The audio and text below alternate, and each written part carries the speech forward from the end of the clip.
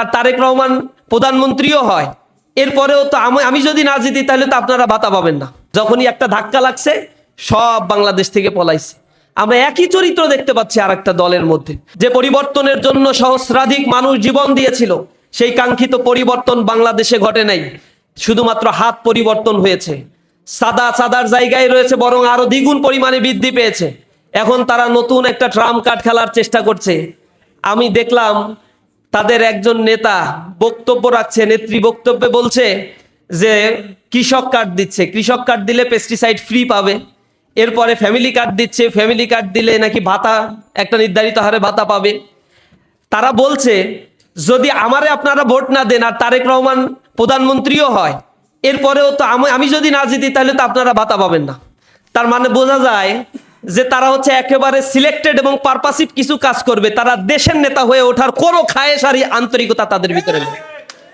তারা এটাই বুঝাইতে চায়, তারা যদি 100-150 কনস্টিটিউয়েন্সিতে নির্বাচন করে বিজয় অর্জন না করে, ক্ষমতায় ফরমেশন করলেও যে 150 আসনে তারা বিজয় অর্জন করবে না, তাদের জনগণের উপরে, ওই আসনের জনগণের উপরে তারা সেই পূর্বের নেচারগুলোই তারা বহাল রাখবে।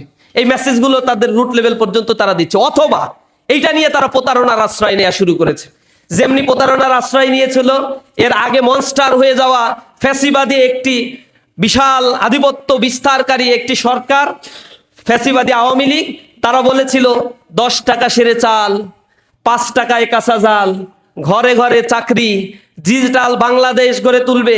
এই স্বপ্ন দেখিয়ে বাংলাদেশকে একটা দেউলিয়াত্বের দিকে তারা নিয়ে গিয়েছে। তারা 10 টাকা সেরের চালের কথা বলে যে প্রতারণা তারা করেছিল, বাংলাদেশের মানুষ তাদের এই প্রতারণা পরবর্তীতে বুঝতে পেরেছে। তারা যখন বলেছিল 5 টাকায় কাঁচা জাল খাওয়াবে, 200 টাকায়ও কাঁচা জাল পরবর্তীতে পাওয়া যায় নাই। ঘরে ঘরে চাকরির কথা বলে শিক্ষিত বেকারের সংখ্যা, তারা যখন বাংলাদেশ থেকে বিতাড়িত হয়েছে তখন শিক্ষিত বেকারের সংখ্যা 40 লক্ষ বাংলাদেশে তারা রেখে গিয়েছে। তারা ডিজিটাল বাংলাদেশ, স্বপ্নের বাংলাদেশ করে মাথাপিছু আয় আকাশচুম্বী করে তুলবে। মানুষকে এই স্বপ্ন দেখিয়ে 6,20,00,000 মানুষকে তারা দারিদ্র সীমার নিচে রেখে এই বাংলাদেশ থেকে তারা পালিয়েছে। তারা ব্যাংক লুটের স্বর্গরাজ্যে পরিণত করেছে। 6 লক্ষ কোটি টাকা বাংলাদেশ থেকে তারা পাচার করেছে, বাংলাদেশের ব্যাংকগুলো থেকে তারা ঋণ খেলাপি করেছে, লুটপাট করে $234 বিলিয়ন বাংলাদেশ থেকে তারা পাচার করেছে। এই মহা উৎসবে পরিণত করেছিল নিজেরা নিজেদের আখের ঘোষানোর জন্য। কোটি কোটি টাকার আলিশান জীবন যাপন তারা করেছে। তাদের এক পা ছিল বাংলাদেশে, আর এক পা ছিল বিদেশে।